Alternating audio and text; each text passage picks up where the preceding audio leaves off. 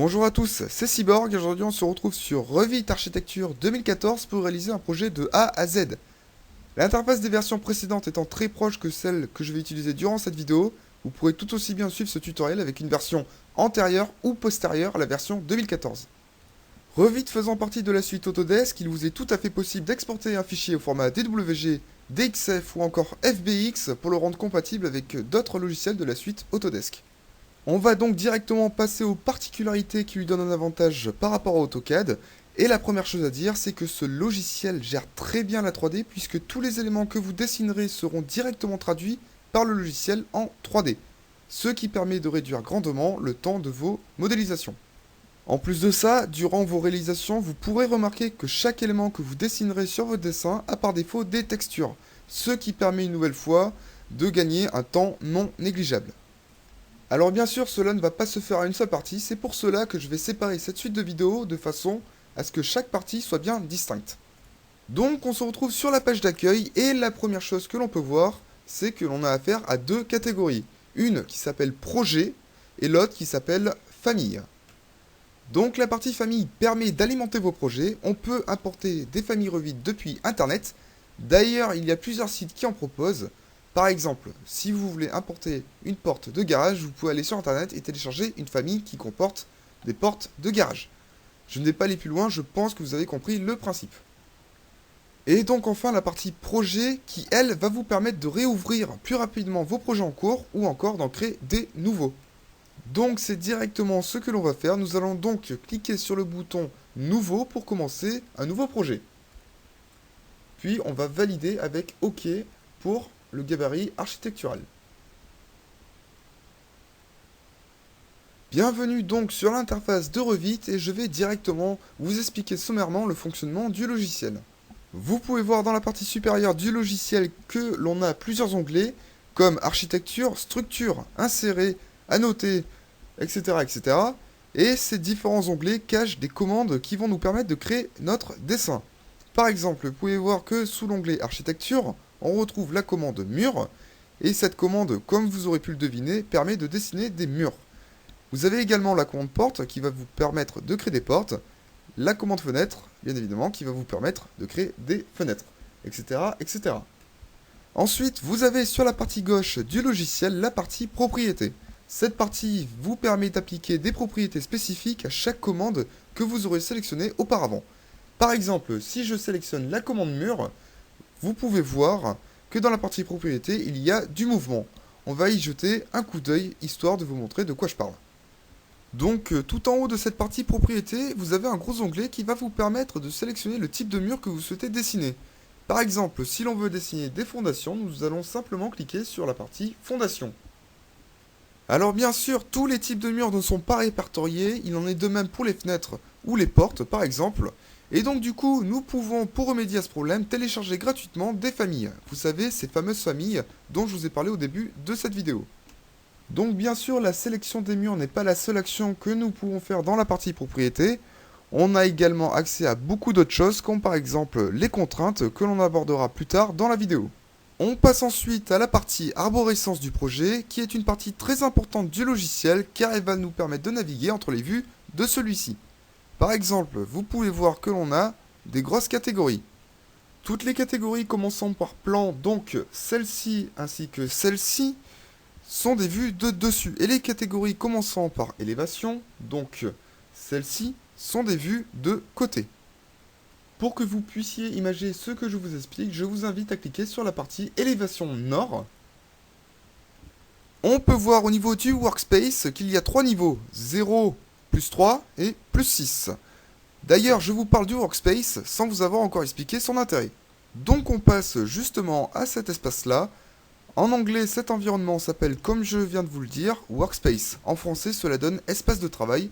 Et c'est dans cet espace que l'on va dessiner tous nos éléments. Donc on revient à ces 3 niveaux d'élévation. On peut bien évidemment venir supprimer un niveau en le sélectionnant avec un simple survol. Puis en cliquant sur la touche supprimer et on valide enfin avec OK. Bien évidemment, si l'on peut en supprimer, on peut également en rajouter. Et pour ce faire, on va cliquer du coup sur la commande niveau qui se situe dans la partie référence de l'onglet structure.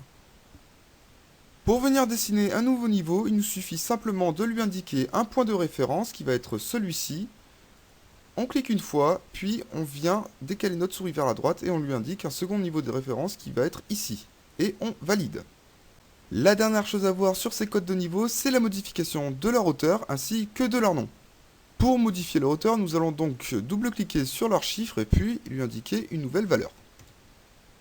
On peut également appliquer un nouveau nom à ce niveau en double-cliquant sur celui-ci et en le renommant par exemple avec toi.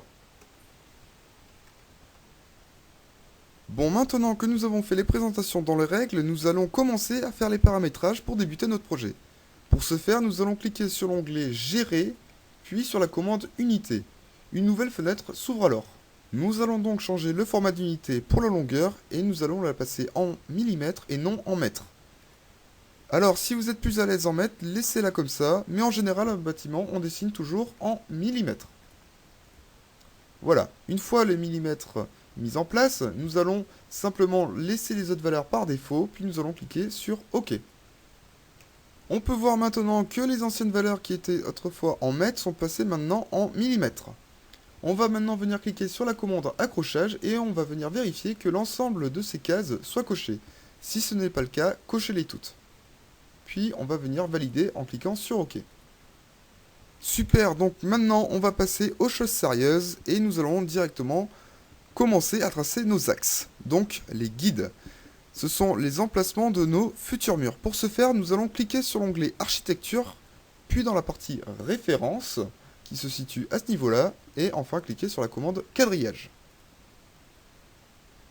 Si vous n'avez pas encore enregistré le projet comme moi, vous allez cliquer sur Enregistrer le projet, puis vous allez lui indiquer une racine d'enregistrement. Moi, pour ce cas-là, je vais l'enregistrer sur le bureau et je vais l'appeler Test 1. Puis, on va cliquer sur Enregistrer. On peut voir en haut du logiciel que le projet a bien été enregistré puisqu'il s'appelle maintenant Test 1 alors que tout à l'heure il s'appelait Projet 1. Bon, avant de commencer à tracer nos axes, nous allons déjà nous diriger sur une vue en plan. Pourquoi pas le niveau 0 du plan étage. Donc une fois que vous y êtes, nous allons cliquer sur la commande quadrillage, puis nous allons cliquer une fois sur le workspace. Nous allons décaler notre souris vers la droite ou vers la gauche. Donc moi pour ce cas-là, je vais le décaler vers la droite, puis je vais recliquer une seconde fois. On va maintenant venir tracer le second axe. Pour venir l'aligner au premier, il suffit de survoler l'extrémité du premier axe, de monter la souris, de cliquer une fois, puis de tirer jusqu'à atteindre le second axe. Une fois que l'on est bien comme il faut, on reclique.